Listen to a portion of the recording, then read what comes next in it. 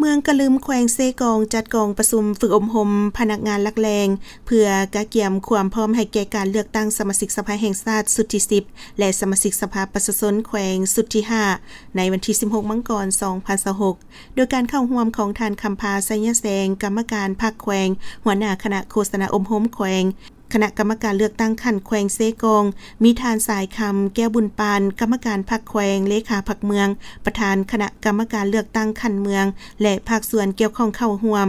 กองประชุมครั้งนี้ได้เผยแพร่เสื่อมซึมเอกสารเกี่ยวกับการเลือกตั้ง4เนื้อในคือเสื่อมซึมและพันขยายมติกรมการเมืองศูนย์กลางพรรคเกี่ยวกับการเพิ่มทวีการนำพาซี่นำขององค์คณะพรรคทุกขั้นต่อการเลือกตั้งสมาชิกสภาแห่งชาติสุดที่10และสมาชิกสภาประชาชนสุดที่5เพิ่มทวีการนำพาแนวคิดเสริมขยายสิทธิประชาธิปไตยของประชาชนลาวบรรดาเผ่าเพื่อการเลือกตั้งสมาชิกสภาแห่งชาติสุดที่10และสมาชิกสภาประชาชนสุดที่5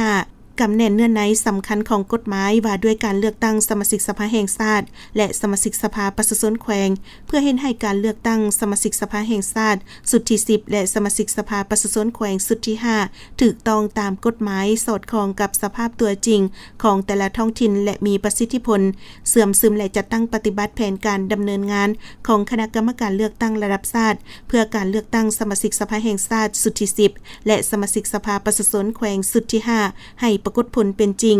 ท่านวันไซจันทยับหัวหน้าคณะสมาชิกสภาประชาชนแขวงสุดที่4เขตเลือกตั้งเมืองกะลืมกาวาการฝึกอบรมให้พนักงานลักแรงในเทื่อนี้แม้นเป็นการสร้างขบวนการและเป็นการกะเกียมความพร้อมให้แก่การเลือกตั้งสมาชิกสภาแห่งชาติสุดที่10และสมาชิกสภาประชาชนแขวงสุดที่5ให้กว้างขวางและมีบรรยากาศฟุดฟื้นฉะนั้นคณะกรรมการเลือกตั้งก็คือพนักงานลักแรงขั้นเมืองที่เข้าร่วมฝึกอบรมต้องเอาใจใส่คนคว้าเสื่อมซึมและกำแน่นเนื้อในเอกสารต่างๆเพื่อนำไปจัดตั้งพันขยายให้พ่อแม่ประชาชนก็คือผู้มีสิทธิ์เลือกตั้งอยู่ภาคฐานบ้านให้มีความรับรู้เข้าใจอย่างลึกซึ้งและกว้างขวางแน่ใส่เพื่อเห็นให้การเลือกตั้งสมาชิกสภาแห่งชาติสุดที่10และสมาชิกสภาประชาชนแขวงสุดที่5บรรลุผลสำเร็จตามระดับคาดหมายที่วางไว้